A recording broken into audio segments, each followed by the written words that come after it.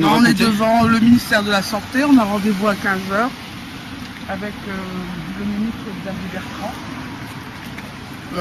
On va lui parler gentiment, simplement, de nos problèmes au niveau des membres de certaines personnes au sein du comité, des familles, ouais, des cas bien précis.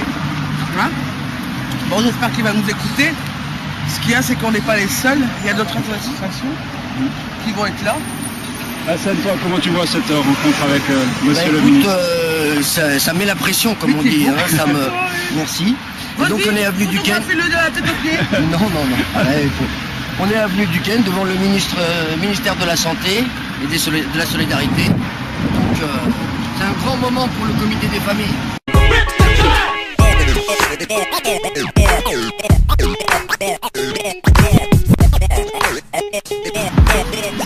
Grand moment.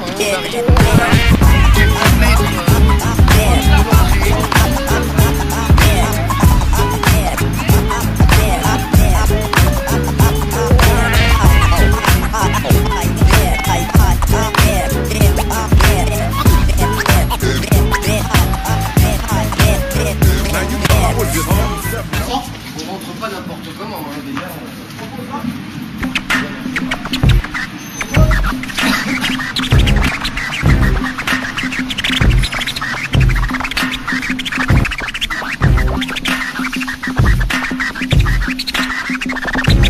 Qu'est-ce qu'il est beau, Xavier Bertrand. Franchement, il est mignon, il m'a plu. Il est très gentil. Je recueille tes impressions. Non, c'est vrai, il a beaucoup de charme. Hein. On dirait pas comme ça à la télévision, mais beaucoup de charme. C'est vrai, hein? Non, sérieux, il a beaucoup de charme. Il y a beaucoup de charme. Il a 38 ans. Non, 42 maintenant. 42, je suis plus vieille que lui. Oh non. Ou alors il a 40. Enfin, il a 40 très jeune. Non, alors entre nous, j'avais donné la cinquantaine. Je vais donner plus vieille que vous. Finalement, il est moche.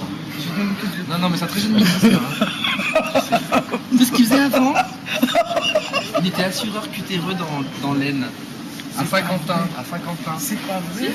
Je connais Saint-Quentin. Hein. Ouais, moi aussi je connais Saint-Quentin, c'est moche. Tu connais Saint-Quentin? Bah ouais. Moi j'ai trouvé ça constructif et j'ai trouvé, peut-être je me trompe, mais j'ai trouvé à l'écoute de nos préoccupations, à l'écoute des préoccupations des familles concernées par le sida, par le VIH.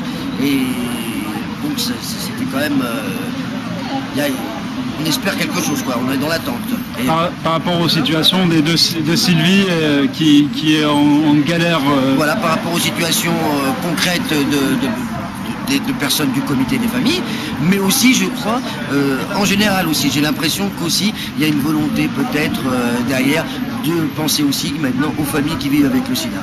Plus seulement à certaines communautés, mais de penser aussi maintenant, voilà, aux enfants, aux familles vivant avec le sida. Je pense que j'aurais été peut-être un peu trop dans le direct, tu vois. Moi, j'aurais peut-être été...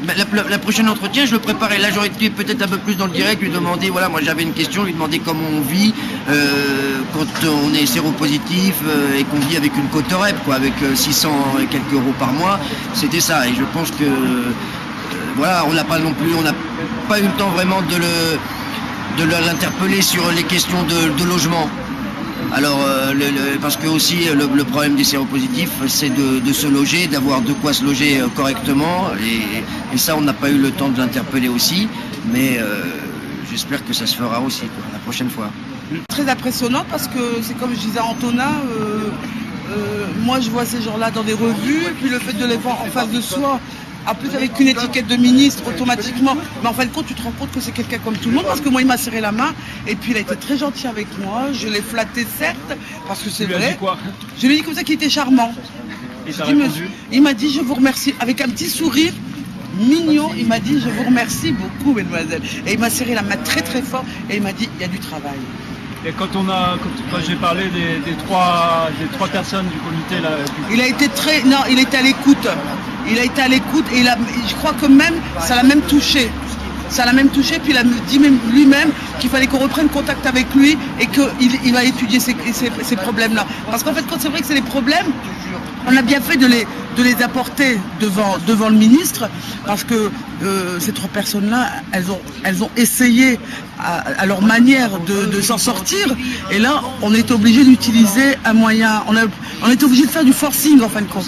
On a eu l'occasion de se retrouver, devant le ministre. Devant le ministre, on lui a parlé de vous, les filles. Et vous en faites pas, il va pas vous oublier, et puis on prendra rendez-vous avec lui. Voilà.